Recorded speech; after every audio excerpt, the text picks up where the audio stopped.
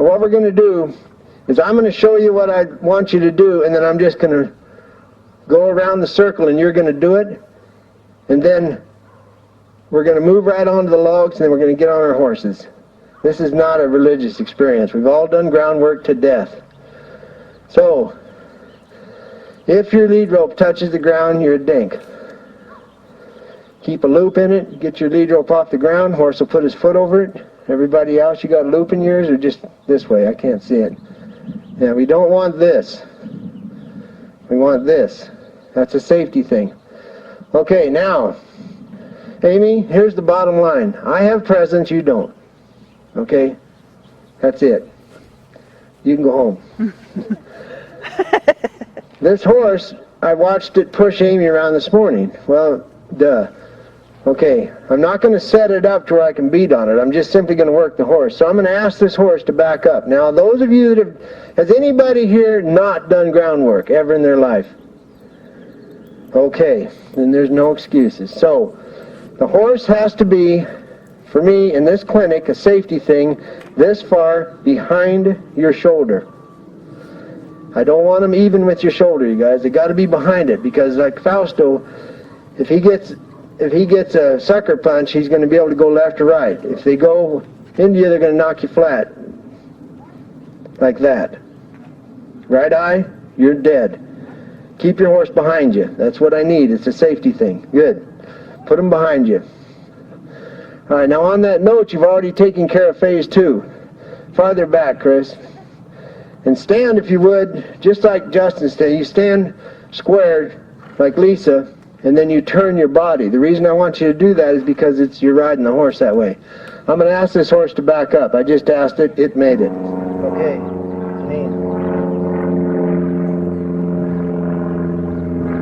Get out in front of it. Make it get behind you first, Chris. Bump it. Bump it hard. Don't move your feet. Move that horse's feet. Stand square to me. Turn towards me. There. Now you turn your body like this. Your toes are pointed away from the horse. Good. Now I mean wake it up. Good. Now, this is the feel. This is how you ride a horse. This is what's going to happen somewhere, sometime. You need to move your horse. I need the hip to go that way.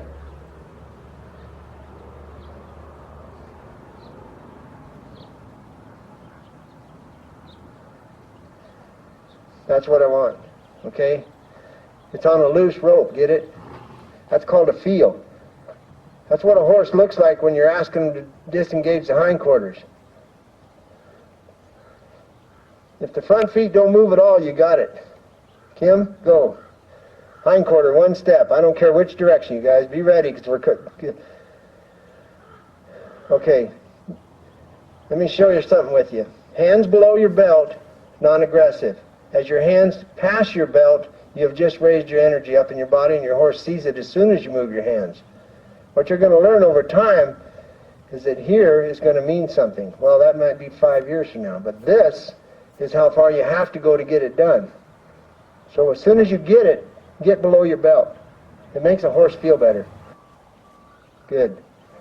If the front feet don't move, you're better off. Okay, Janine?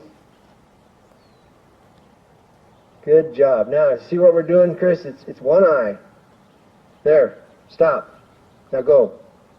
Now stop. Now go. Now raise your right hand. Say, I swear. Quit. Good. See what it takes? It's about your presence. When you can side pass off a log without moving your hands, it means that your horse is listening to your skeleton instead of your hands. That's why I need to see it. And I'm going to critique her ride. If you ever want to find out if you're ready for the hackamore, snaffle, bit, whatever you want to move up to, just test yourself by doing this and not moving your hands. And oh, by the way, they need to be in collection. Got the one with the footrest? Okay, now, can you see that? I'm trying to stay out of everybody's way. Now do it again and look where the horse's nose is. Okay, my dear, what that means is that your horse's nose is out, it's not in collection, and it's hollow in the back. Would you agree? Would you like collection? Okay. So you need to come off the log, right over here, and back your horse up and say the word there loud enough for me to hear it when it's in collection. Because I need to know what your idea of collection is. Yeah, back her up and tell me when the horse is in collection. No.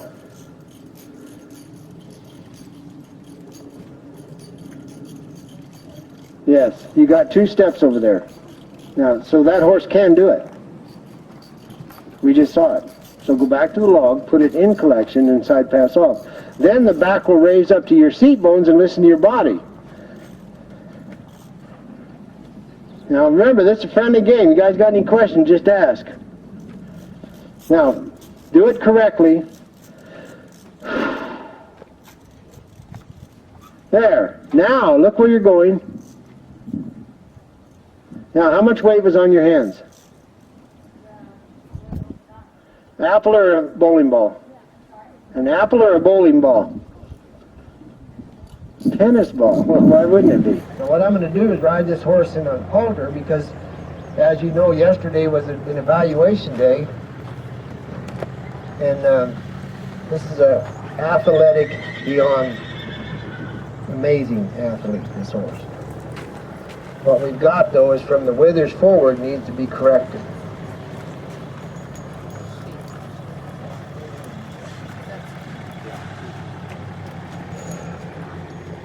Now, when you're making a bridle horse, I'm going to use the term ranch horse, you guys, and you just take it as a given that it's a spade bit. Morning. How are you? Nice to see you. We can go ahead and get started. All right.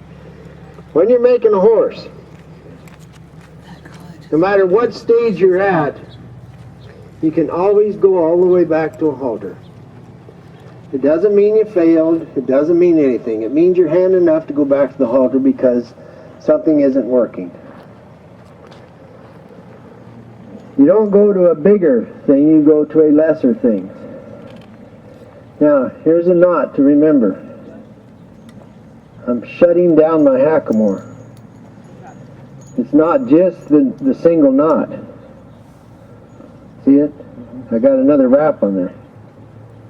So now this, the reason I ride in a halter, one of them is because I don't want to touch the muscle and the bone, which is where the hackamore works. I don't want to do that. What I'm working on right now is here and here. So when you go back to a halter, you're not messing up your hackamore. If I tried to get stronger in the hackamore, I'm just going to make it duller in the hackamore. So as soon as I get this, then I can go back to the hackamore. That's the logic. Now we're starting to talk with the skeleton at the same time. There's a change. There. Well, you're going to watch me back up horses kind of the first thing all day long because I already explained it to you. They change their mind. When you back them up, they have to change their mind. Forward's a given. Now I'm going to work on my skeleton. There, skeleton worked. There. There's a change. Now remember, what we're trying to get is a foundation. The perfection will come because he's lucky enough to be heading north and be in some outside country. Well, he's going to put the perfection on that side. Nobody will see it. He'll look around and say, did anybody see this? And there'll be nobody there. That's what cowboys do. Well, you have that beautiful day and you throw that beautiful loop and you get this beautiful bridled up horse and there's nobody there. Well, who cares? You're going to know it. There. Now the horse is starting to listen to my body. Now you got to know there's 2 chapters going here. The first thing I had to do was lift the horse this much, which I've got started. The second part is you must listen to my body. So now we've moved on to chapter 2. When I first started, there was no listening to my body. It was all simply lugging on the hackamore. I have to release right here. That's what that's about. So now when I pick this up, it's going to mean something. The horse is waiting for me to do something. I'm telling the horse, you're off. Now watch, when I start to pick up the reins, I'm going to raise my seat bones and raise the reins.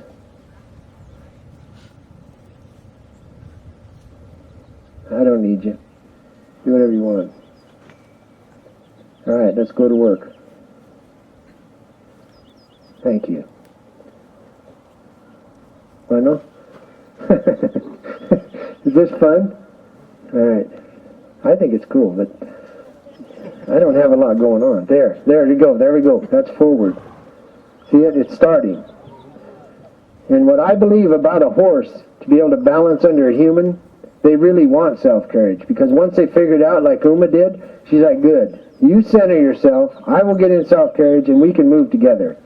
The rest of the time, I'm having to carry my head around, and I'm also having to pack you.